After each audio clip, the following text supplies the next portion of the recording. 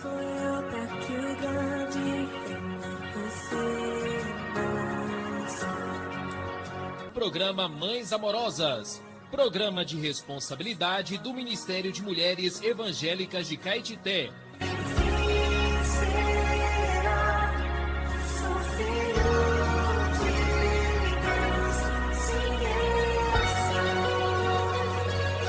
Queridas irmãs em Cristo, está iniciando o programa Mães Amorosas, o Ministério de Mulheres da Igreja em Caetité. Este programa é feito com muito amor e carinho, especialmente para você. Bom dia, queridas ouvintes e amadas irmãs. Graças ao Senhor, 7 de agosto, estamos aqui juntas para desfrutar do programa Mães Amorosas, que traz para vocês a pura palavra de Deus, leitura bíblica diária, palavras de reflexão, uma oração para nós. E também iniciando o programa com provérbios, palavras de sabedoria. E o provérbio de hoje diz assim: o espírito do homem é a lâmpada do Senhor, a qual esquadrinha todo o mais íntimo do corpo. Provérbios capítulo 20, versículo 27. Temos como título hoje, o espírito do homem. Quando Deus criou o homem, ele soprou nas suas narinas o fôlego de vida e o homem passou a ser alma vivente. Gênesis capítulo 2, versículo 7. A palavra hebraica para fôlego de vida é neshama, que é a mesma palavra traduzida para o espírito do homem. O sopro que saiu do Deus eterno entrou no homem como o espírito do homem, e tanto o espírito quanto a alma do homem são eternos. O livro de Eclesiastes nos desvenda um mistério. Deus pôs a eternidade no coração do homem. Eclesiastes capítulo 3, versículo 11. Isto é, tanto o espírito como a alma do homem não morrem quando o seu corpo morrer. Porém, é importante saber que se o homem não crer no Senhor Jesus e não receber a vida de Deus enquanto estiver vivo, ele ressuscitará para a vida eterna. Daniel 12, 2. O livro de Jó afirma: na verdade, há um espírito no homem e o sopro do Todo-Poderoso o faz sábio. E o sopro do Todo-Poderoso me dá a vida. E quem crê no Filho de Deus tem a vida eterna. E quem não crê, sobre ele permanece a ira de Deus. João 3,36. Se você não creu ainda, não perca tempo. Invoque, ó Senhor Jesus, e aceite-o como o seu Salvador e Senhor. Queridas ouvintes, até amanhã com mais provérbios, palavras de sabedoria.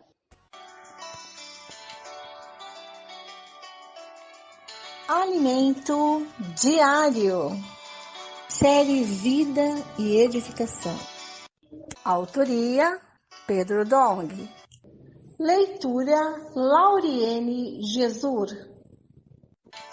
Levantar antes de qualquer outra coisa, faça uma respiração da vida, invocando profundamente o nome do Senhor Jesus, invocando profundamente.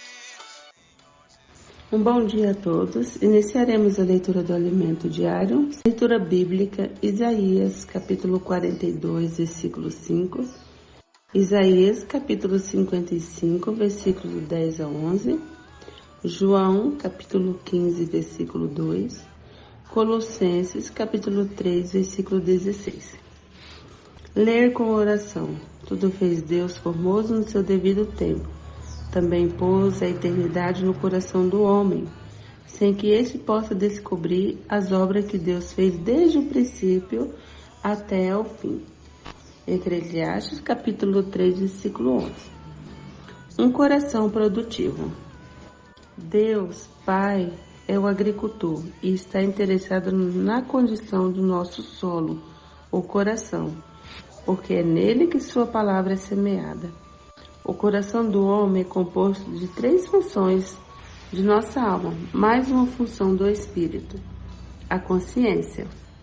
Esta faz a comunicação, a conexão direta de nosso espírito com a nossa alma. Na ilustração já apresentada, vemos um círculo externo representando o corpo, um círculo intermediário com as 3 funções da alma e um círculo interno com as 3 funções do espírito. Recebemos a palavra de Deus em nosso coração. Em Efésios lemos: para que, segundo a riqueza de sua glória, vos conceda que sejais fortalecidos com o poder, mediante o seu Espírito no homem interior, e assim habite Cristo no vosso coração pela fé, estando vós arraigados e alicerçados em amor. Capítulo 3, versículo 16 ao 17. Vemos aqui que o nosso coração é exatamente onde Deus quer habitar. O homem interior é a alma comandada pelo Espírito. Quando o Espírito está dirigindo a alma, permitimos que Cristo habite em nosso coração. O coração é importantíssimo para Deus, que quer fazer Cristo habitar nele, a fim de governar nosso ser por intermédio da palavra. Habite ricamente em vós a palavra de Cristo. Instruí-vos e conselhai-vos mutuamente em toda sabedoria, louvando a Deus com salmos e hinos e cânticos espirituais, com gratidão em vosso coração. Colossenses capítulo 3, versículo 16. Nosso coração é o solo capaz de receber a palavra de Deus como semente, fazê-lo brotar, crescer e produzir fruto para Deus. Todas as coisas que o Senhor criou na terra visam fazer sua vontade. Não podemos ser improdutivos. Vamos trabalhar e produzir para Deus. No livro de Eclesiastes está escrito: tudo fez Deus, formoso no seu devido tempo. Também pôs a eternidade no coração do homem, sem que este possa descobrir as obras que Deus fez desde o princípio até o fim. Capítulo 3, versículo 11. Nosso espírito e alma foram criados pelo Neshama, o sopro divino. Por isso temos a eternidade no coração. No dia em que expirarmos, o corpo morrerá, mas nosso espírito e alma não morrerão, porque são eternos. O homem natural não consegue entender isso, mas o Senhor, por sua misericórdia, revela que quão importante é para ele o coração do homem. Para o agricultor, a terra é que há de mais precioso, e ele fará o máximo para torná-lo produtiva. Da mesma forma, o pai, sendo agricultor, é quem supre o solo de recursos para receber a semente, pois Deus é o doador universal. Antes havia apenas Deus na eternidade, o Eu Sou, a própria existência que um dia criou o universo. Tudo foi criado por ele, o ar, a água, a luz e o calor do sol. Tudo para nossa subsistência física. No campo espiritual, Deus também doou todo o necessário. O fato de o Pai ser o agricultor indica que ele é a vida e a fonte da vida para a videira, o fornecedor de todos os recursos necessários para ele crescer saudável e dar frutos. Cristo é a videira, o centro da economia de Deus para o cumprimento da sua vontade, ou seja, Cristo é o centro do plano de Deus para edificar sua casa, a igreja. Estamos aqui com a finalidade de produzir frutos para Deus. Na história da igreja, a época da igreja em Sardes, houve um grande avanço porque a Bíblia se tornou pública e acessível, e muitas verdades foram restauradas. Com isso, surgiram bons pregadores e mestres da Bíblia. A consequência, entretanto, foi um legado improdutivo. pois as discussões teológicas e doutrinárias passaram muito valorizadas. Jesus afirmou: todo ramo que estando em mim não dê frutos, ele o corta, e tudo que dá fruto limpa, para que produza mais frutos ainda. João capítulo 15, versículo 2. É necessário frisar que Deus é o agricultor, que possui a terra e deseja que ela produza e frutifique. Deus não gerou a igreja para abrigar estéreos, discussões e doutrinas, mas para dar os frutos que ele espera. Nosso foco não é pregar mensagens bonitas, mas com ramos da videira, produzir fruto para Deus. Mas como o ramo da videira, produzir frutos para Deus. Ele quer produção de frutos. Se ocuparmos espaço na videira, recebendo a seiva, se nada produzir, Deus nos cortará. Não sejamos aqueles que consomem nutrientes da videira e nada produzem. Devemos produzir para o Senhor, porque o ramo improdutivo prejudica a videira como um todo e prejudica individualmente cada ramo produtivo. O ramo que dá fruto, porém, o agricultor limpa para produzir mais frutos ainda. Tudo o que Deus criou tem sua função. Assim diz Deus, o Senhor que criou os céus, formou a terra e tudo quanto produz, que dá fôlego de vida ao povo que nela está, e o Espírito aos que andam nela. Isaías capítulo 42, versículo 5. Deus não age como um artista que produz obras apenas para mera contemplação. Tudo o que foi criado por ele tem uma função específica e existe para cumprir a sua vontade, que é fazer Cristo encabeçar todas as coisas. Nós que temos o fôlego de vida, o Espírito e um coração para receber a semente divina, devemos produzir frutos para Deus. A terra produz para nossa substância e o motivo de nossa existência é produzir para Deus. Porque, assim como desce a chuva e a neve dos céus, e para lá não tornam, sem que primeiro regue a terra, e a fecunda, e a força brotam, para dar semente ao semeador, e pão ao que come, assim será a palavra que sai da minha boca. Não voltará para mim vazia, mas fará o que me apraz, e prosperará naquilo para que a designei. Isaías, capítulo 55, versículos 10 a 11. Há aqui uma comparação. Do lado físico, a água rega a terra e fecunda a semente, fazendo-a brotar para produzir o pão. Do lado espiritual, temos a palavra de Deus, que é semeada em nós, brota e frutifica para Deus, a fim de realizar sua obra, que cumpre seu propósito. Deus criou tudo com a intenção de realizar sua vontade eterna, e criou nosso coração para amá-lo e cooperar com ele na terra. Escreva a frase que mais tocou no seu coração, destaque os pontos-chave dessa frase, ore de acordo com o conteúdo destacado. Agora eu gostaria que vocês pegassem um papel e uma caneta e destacassem a frase que mais tocou no coração e orar. A frase que mais tocou no meu coração foi essa: não podemos ser improdutivos, vamos trabalhar e produzir para Deus. Um bom dia a todos. Jesus é o nosso amado Senhor.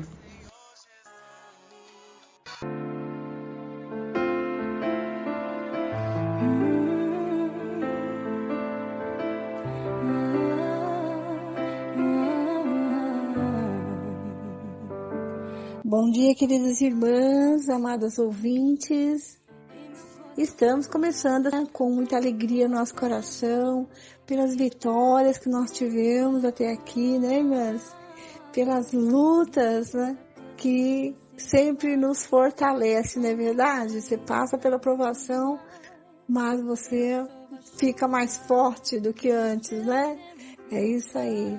Todas as coisas cooperam para o bem daqueles que amam a Deus, né? Isso nós podemos provar.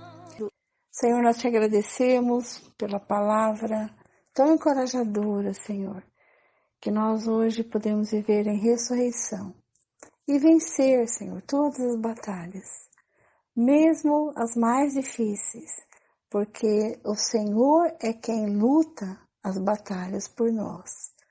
Nós simplesmente confiamos em Ti, oramos e aguardamos a Sua resposta. O Senhor tem cuidado de nós, dia após dia, e tudo tem cooperado para cada uma de nós que amamos o Senhor. Agradecemos pelas experiências que o Senhor tem nos feito passar, muitas vezes em meio a tribulações, mas sempre com a Tua presença que nos leva à vitória. Obrigado por essa semana, por cada irmã que está desfrutando com a gente aqui, e o Senhor possa estar abençoando os lares das nossas amadas irmãs. Nos ensina a viver em ressurreição, não olhar para as coisas terrenais, mas colocar a nossa mente no Espírito, pensando nas coisas lá do alto, confiantes de que o Senhor é quem está lutando as guerras por nós.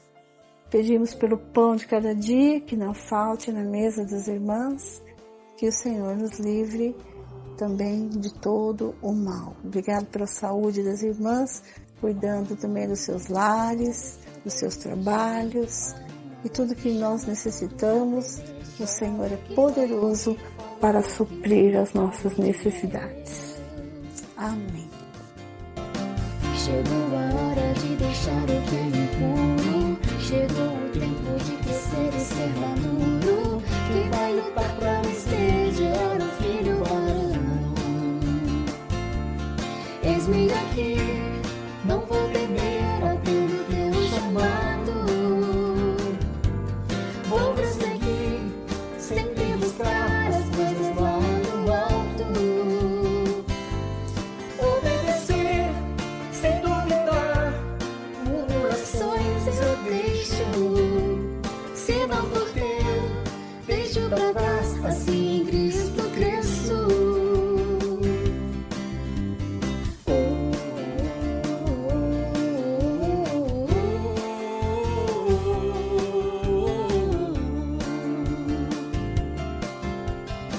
Há uma nuvem que da igreja tem cuidado. Há um exército por Deus bem preparado.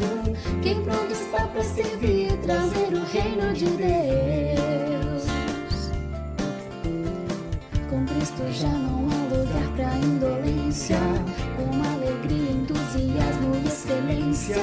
Quem vai levar seu irmão até a linha final? Eis-me aqui, não vou temer a ter o teu chamado. Um breve resumo para vocês, antes de a gente iniciar a leitura bíblica, né? Nós estamos lendo o livro de Esdras, né? Ciro, o rei da Pérsia, baixou um decreto tocado, né, pelo próprio Deus, né, para que liberasse todos os cativos da Babilônia que quisessem voltar para restaurar o templo em Jerusalém. E voltaram 49 mil pessoas. E a gente viu a lista de todos que voltaram, né? E o primeiro item a ser edificado foi o altar para oferecer sacrifícios. E depois eles lançaram os alicerces do templo. Só que quando eles estavam trabalhando, alguns povos que estavam morando ali na região onde fica Jerusalém, eles vieram para atrapalhar a edificação. E eles escrevem uma carta para o rei Artaxerxes e o que eles alegaram?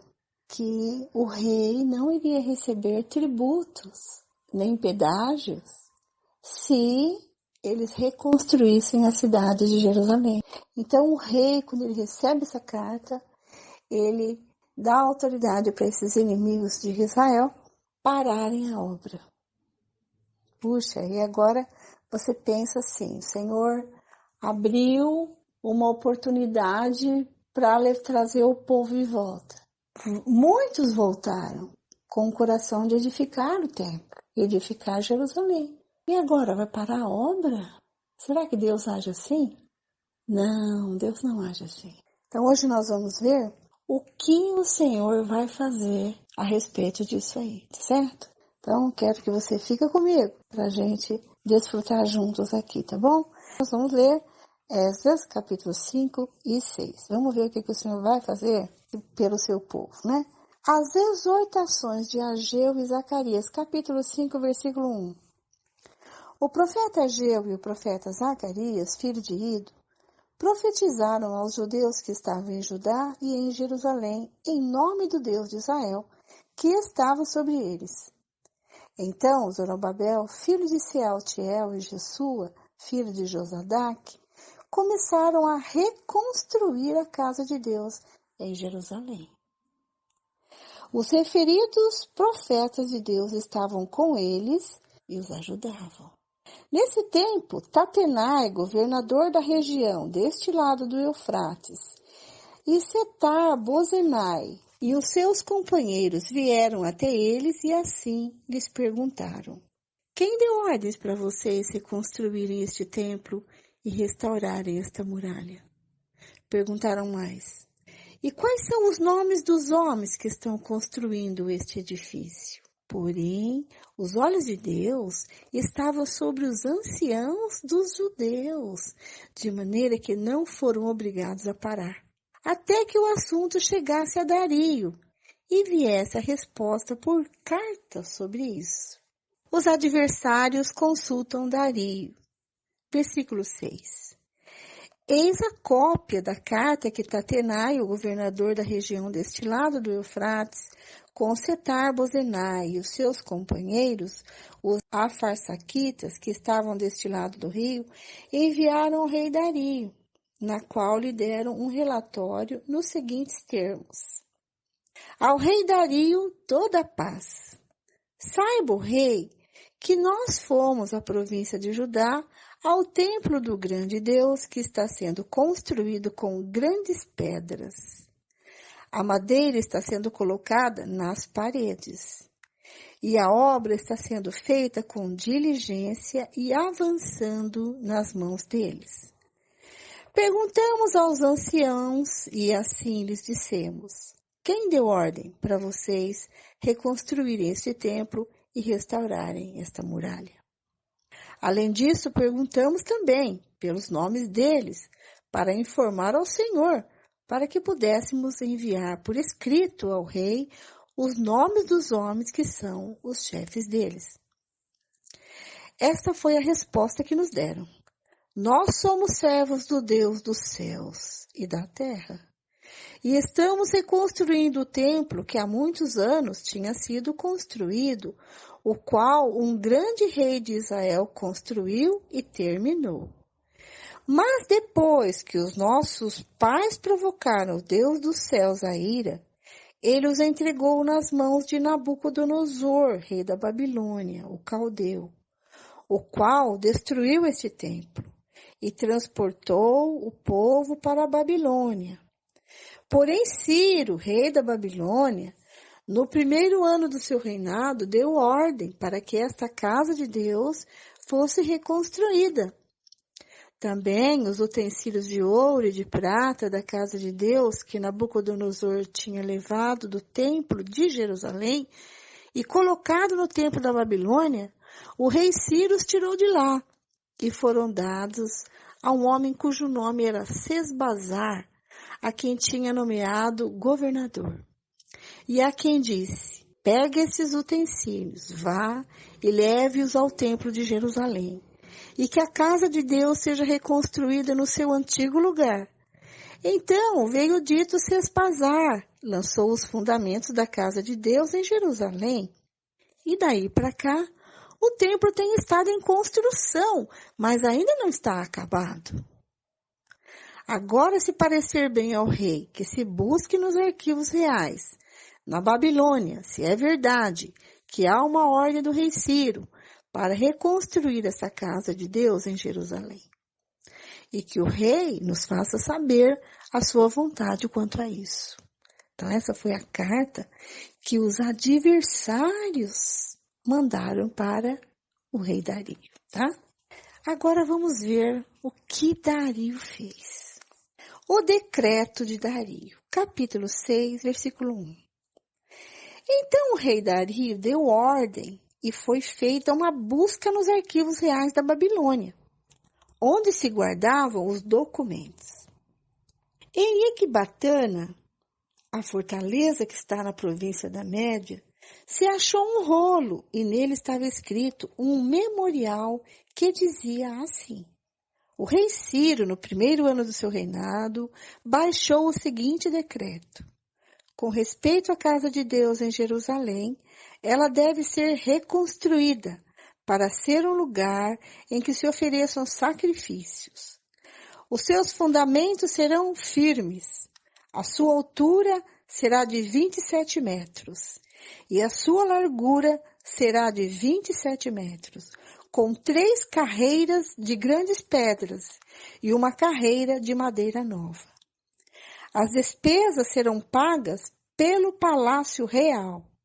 Além disso, os utensílios de ouro e de prata da casa de Deus, que Nabucodonosor havia tirado do templo de Jerusalém, levando-os para a Babilônia, serão devolvidos para o templo de Jerusalém. Cada utensílio para o seu lugar serão recolocados na casa de Deus. Que é isso, irmãs? Oh, Senhor Jesus, olha o que Deus faz, né, irmãs? Por isso, quando o Senhor fala algo para você, não duvide, né? Nós somos aqueles que vivem pela fé. Se Deus deu uma ordem, e ela tem que ser cumprida pela fé, né? Eu quero mostrar para vocês que no capítulo 5, nós vimos o profeta Ageu, o profeta Zacarias, profetizaram aos judeus que estavam em Judá e em Jerusalém, em nome do Deus de Israel, que estava sobre eles. Não fala o que eles falaram, certo? Mas com certeza Deus falou algo para eles continuarem a obra. E pela fé na palavra profética, né, dos 2 profetas, Zacarias e Ageu. Eles tomaram ânimo e tiveram força, e sobre esta palavra profética, eles tiveram a fé e continuaram a reconstrução da casa de Deus em Jerusalém. Amém, irmãs? Nós somos os da fé, né? E agora nós estamos vendo a comprovação da palavra profética, né? Vamos agora para o versículo 6. A resposta de Dario. E agora você, Tatenai, governador da região do outro lado do Eufrates, e também Setar-Bozenai e os seus companheiros, os afarsaquitas, que estão do outro lado do rio, fiquem longe daquele lugar. Não interrompam a obra desta casa de Deus, para que o governador dos judeus e os seus anciãos reedifiquem a casa de Deus no seu antigo lugar. Também estou decretando o que vocês devem fazer com estes anciãos dos judeus para que reedifiquem esta casa de Deus, a saber, que da tesouraria real, isto é, dos tributos recebidos da região do outro lado do rio Eufrates, se pague diligentemente a despesa a estes homens, para que a obra não seja interrompida. Também lhe seja dado, dia após dia, sem falta, aquilo de que necessitam: novilhos, carneiros e cordeiros, para os holocaustos ao Deus dos céus, e também trigo, sal, vinho e azeite, segundo a determinação dos sacerdotes que estão em Jerusalém. Isto para que ofereçam sacrifícios de aroma agradável ao Deus dos céus e orem pela vida do rei e dos seus filhos. Também estou decretando que, se alguém alterar este decreto, uma viga seja arrancada da sua casa e que ele seja levantado e pendurado nela, e que a sua casa seja transformada num montão de entulho, que o Deus que faz habitar ali o seu nome derrube todos os reis e povos que estenderem a mão para alterar o decreto e para destruir esta casa de Deus que está em Jerusalém. Eu, Dario, baixei o decreto, que se execute com toda a diligência. Você imagina como que esse governador Tatenai, né, ficou a receber essa resposta do rei Dario. Irmãs, Deus é o dono da terra, do céu, né? Irmãs, Deus faz milagres, não é? Senhor Jesus, faz além do que nós pedimos ou pensamos. O nosso Deus não falha. O nosso Deus não falha. Ele age no momento certo. Vamos ler versículo 13. O templo é concluído. Então Tatenai, o governador da região deste lado do Eufrates, Setar-Bozenai e os seus companheiros assim o fizeram com toda a diligência, segundo o que o rei Dario havia decretado. Os anciãos dos judeus iam construindo e prosperando em virtude do que profetizaram os profetas, Ageu e Zacarias, filho de Ido. Reconstruíram o templo e o terminaram, segundo a ordem do Deus de Israel, e segundo o decreto de Ciro, de Dario e de Artaxerxes, rei da Pérsia. Terminaram a construção deste templo no 3º dia do mês de Adar, no 6º ano do reinado do rei Dario. Senhor Jesus. A dedicação do templo, versículo 16. Os filhos de Israel, os sacerdotes, os levitas e o restante dos exilados celebraram com alegria e dedicação desta casa de Deus. Para a dedicação desta casa de Deus, ofereceram 100 novilhos, 200 carneiros, 400 cordeiros e 12 cabritos, para oferta pelo pecado de todo Israel, segundo o número das tribos de Israel. Estabeleceram os sacerdotes nos seus turnos e os levitas nas suas divisões, para o serviço de Deus em Jerusalém, segundo está escrito no livro de Moisés. A celebração da Páscoa, versículo 19. Os que voltaram do cativeiro celebraram a Páscoa no dia 14 do 1º mês. Os sacerdotes e os levitas tinham se purificado e todos, sem exceção, estavam limpos. Mataram o cordeiro da Páscoa para todos que voltaram do cativeiro, para os sacerdotes, seus irmãos e para si mesmos. Assim, os filhos de Israel que tinham voltado do exílio comeram a Páscoa, juntamente com todos que, unindo-se a eles, se haviam separado das coisas impuras dos gentios da terra, para buscarem o Senhor, Deus de Israel. Celebraram a festa dos pães sem fermento durante 7 dias, com alegria, porque o Senhor os tinha alegrado, mudando o coração do rei da Assíria a favor deles, para lhes fortalecer as mãos na obra da casa de Deus, o Deus de Israel. Termina aqui a nossa leitura, né? Vamos agora aos nossos comentários. Já fiz alguns, né? Na empolgação aqui, nós vimos, né, que os olhos de Deus estavam sobre aquele povo que decidiu voltar para Jerusalém, né? O decreto que Ciro baixou era dando liberdade. Quem quisesse voltar, estaria livre para voltar para a terra de Jerusalém e restaurar o templo e a cidade. Então, você percebe que houve uma escolha aí. E quando eu comecei a ler, eu desfrutei disso. Nem todos voltaram. Muitos ficaram lá, na Babilônia. Não quiseram voltar. Então, você acha que o Senhor não seria fiel com esses que voltaram, né? Quando os adversários pedem para parar a obra, eu já no meu coração, eu percebi, não, o Senhor vai ser fiel com esses que voltaram, né? E realmente o Senhor foi fiel, né? Isso tudo é um incentivo para a gente, né, irmãs? Se nós hoje estamos buscando o Senhor, você acha que o Senhor vai nos abandonar? Claro que não. Claro que não. Nós passamos por dificuldades, né? Muitas vezes até mesmo por perseguições. Mas você acha que Deus vai te deixar na mão? Não, né, irmãs? Pelo contrário, os olhos de Deus estavam sobre aquele povo.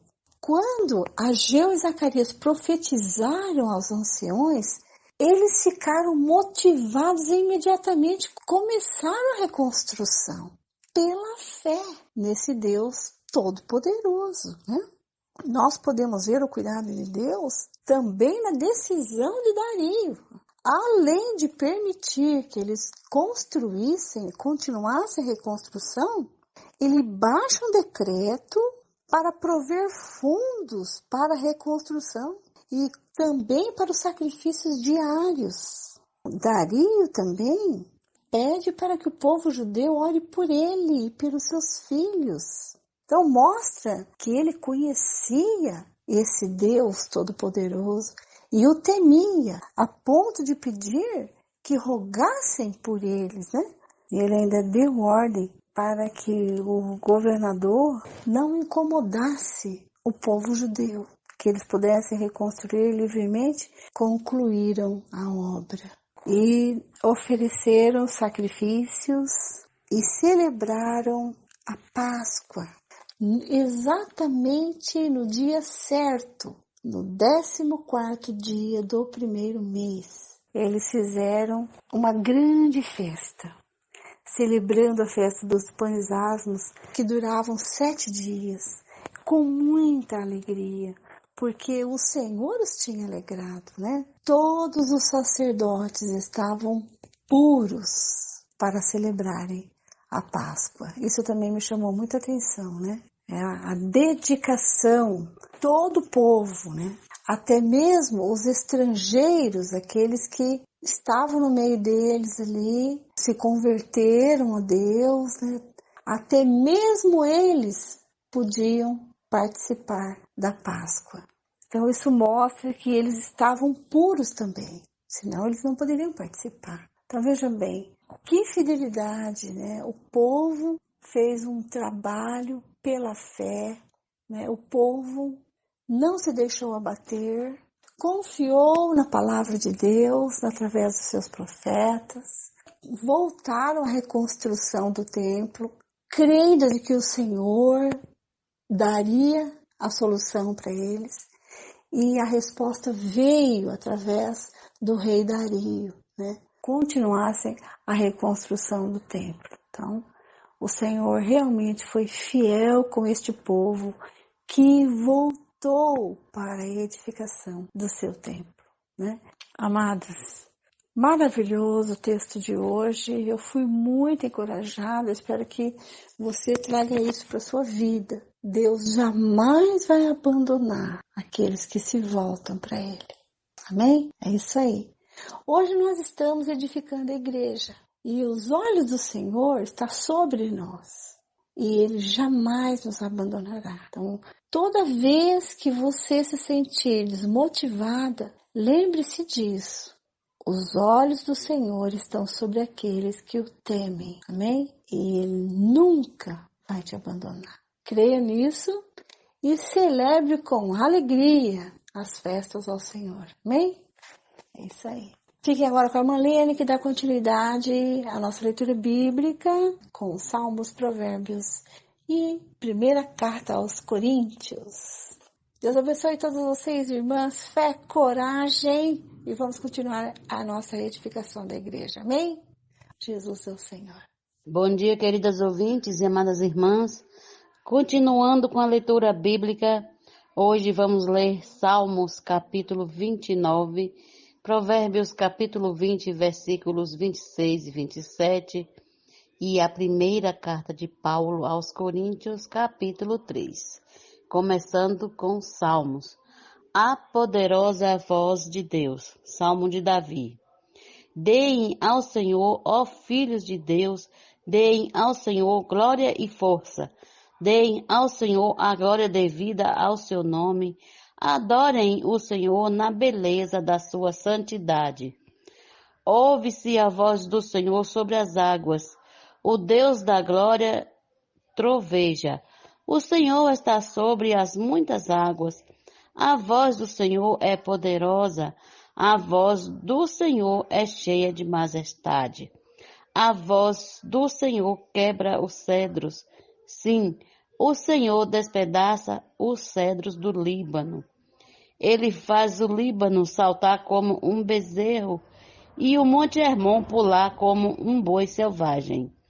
A voz do Senhor produz chamas de fogo.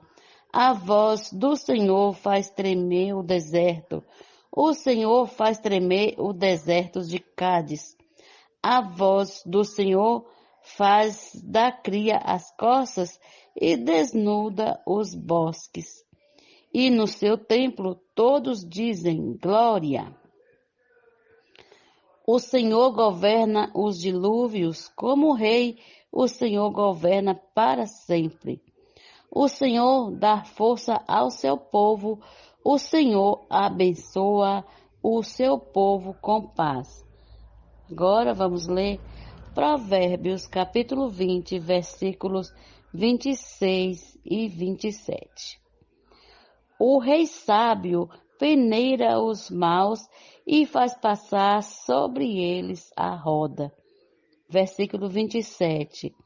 O espírito do ser humano é a lâmpada do Senhor, a qual examina o mais profundo do seu ser. Agora, Coríntios capítulo 3. Cooperadores de Deus. Eu, porém, irmãos, não pude falar a vocês como a pessoas espirituais, e sim como a pessoas carnais, como a crianças em Cristo. Eu lhes dei leite para beber, não pude alimentá-los com comida sólida, porque vocês ainda não podiam suportar, nem ainda agora podem, porque vocês ainda são carnais. Porque se há ciúmes e brigas entre vocês, será que isso não mostra que são carnais e andam segundo os padrões humanos? Quando alguém diz, eu sou de Paulo, e outro diz, eu sou de Apolo, não é evidente que vocês andam segundo padrões humanos? Quem é Apolo? E quem é Paulo? São servos por meio de quem vocês creram, e isto conforme o Senhor concedeu a cada um. Eu plantei, Apolo regou, mas o crescimento veio de Deus. De modo que nem o que planta é alguma coisa, nem o que rega, mas Deus que dá o crescimento. Ora, o que planta e o que rega são um, e cada um recebe a sua recompensa de acordo com o seu próprio trabalho. Porque nós somos cooperadores de Deus, e vocês são lavoura de Deus e edifício de Deus. Segundo a graça de Deus que me foi dada, lancei o fundamento como sábio construtor, e outro edifica sobre ele. Porém, cada um veja como edifica, porque ninguém pode lançar outro fundamento além do que foi posto, o qual é Jesus Cristo. E se o que alguém edifica sobre o fundamento é ouro, prata, pedras preciosas, madeira, feno ou palha, a obra de cada um se tornará manifesta, pois o dia a demonstrará, porque será revelada pelo fogo. O fogo provará qual é a obra de cada um. Se aquilo que alguém edificou sobre o fundamento permanecer, esse receberá recompensa. Se a obra de alguém se queimar, esse sofrerá dano. Porém, ele mesmo será salvo, mas como que através do fogo. Vocês não sabem que são santuário de Deus e que o Espírito de Deus habita em vocês? Se alguém destruir o santuário de Deus, Deus o destruirá, porque o santuário de Deus, que são vocês, é sagrado. A sabedoria humana sem valor. que ninguém engane a si mesmo. Se algum de vocês pensa que é sábio neste mundo, faça-se louco para se tornar sábio, porque a sabedoria deste mundo é loucura diante de Deus. Pois está escrito, ele apanha os sábios na própria astúcia deles. E também o Senhor conhece os pensamentos dos sábios e sabe que são pensamentos vãos. Portanto, ninguém se glorie nos homens, porque tudo é de vocês. Seja Paulo, seja Apolo, seja Cefas, seja o mundo, seja a vida, seja a morte, sejam as coisas presentes, sejam as futuras, tudo é de vocês. E vocês são de Cristo, e Cristo é de Deus. Bom dia, queridas ouvintes. Amanhã retornaremos com mais uma leitura bíblica e que esse dia seja um dia de paz e na presença do nosso Senhor Jesus Cristo. Bom dia. Este é o quadro Em Tudo Uma Lição. Sempre existe algo que podemos aprender com Taíka Saleb. Já estamos no tempo do fim. O que fazer neste período? Título de hoje: Crescer por dentro e por fora. Recebam com carinho, Taíka Saleb. Todo organismo vivo cresce. A Igreja, como o corpo de Cristo, é um organismo vivo e não uma organização. Por isso precisa crescer. Ela precisa avançar, estender-se e espalhar-se por todos os lugares, levando a vida de Deus aos que ali estiverem. O crescimento da Igreja implica a multiplicação do número de discípulos de Jesus e o aumento da vida divina neles, e isso está relacionado com a propagação da palavra. Com base nesses dois textos, crescia a palavra de Deus e em Jerusalém se multiplicava o número dos discípulos. E desejai ardentemente, como crianças recém-nascidas, o genuíno leite espiritual, para que por ele vos seja dado crescimento para a salvação. Pode-se dizer que a palavra de Deus é a força motriz do crescimento da Igreja. Quanto mais palavra, mais crescimento. Se queremos gerar frutos para o Senhor, a palavra de Deus precisa habitar ricamente em nós e fazer uma obra em nossa vida. Mas como ela pode fazer parte de nós e operar em nós, devemos tomá-la como nosso alimento e em oração. Depois de termos experiência com a palavra de Deus, ela precisa fluir para alcançar novos territórios e novas pessoas. Ó Senhor Jesus, queremos nos alimentar da Tua palavra, estar cheios de Ti, para que também essa palavra possa fluir de nós e alcançar outras pessoas, para fazer, Senhor, a Tua vontade. Usa-nos como canais para Ti, ó Senhor Jesus. Esse texto foi extraído do livro Já Estamos no Tempo do Fim. Somos mulheres de oração. Posso orar por você? Posso orar por você, orar com você. Estamos recebendo a nossa irmã intercessora, Carmen Reis. Seja bem-vinda, amada irmã. Obrigada por cooperar com o programa Mães Amorosas. Vamos recebê-la com muito carinho.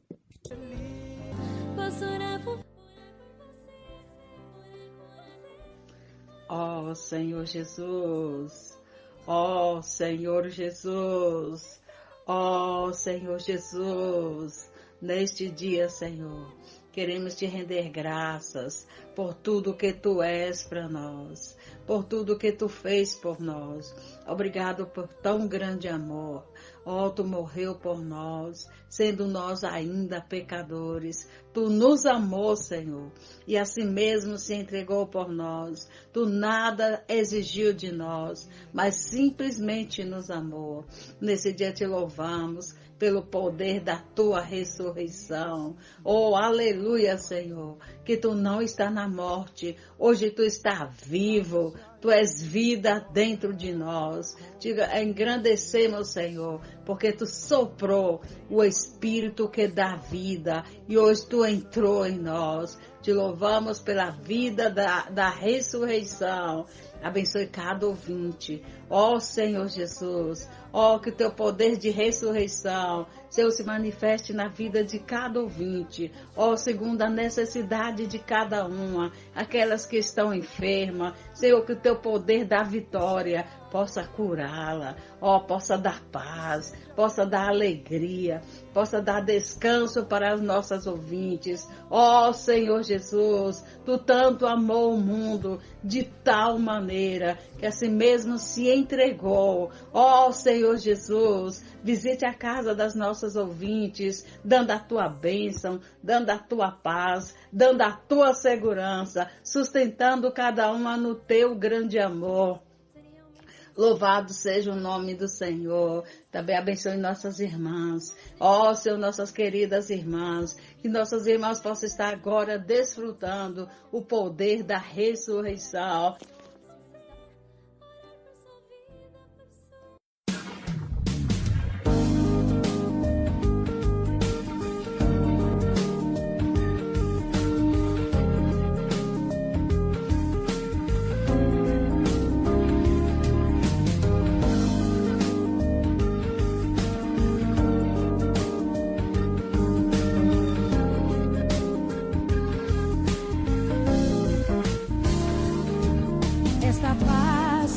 Sinto em minha alma, não é porque tudo em mim vai bem. Esta paz que sinto em minha alma é porque eu amo o meu Senhor. Não olho circunstâncias, olho seu amor, seu grande amor.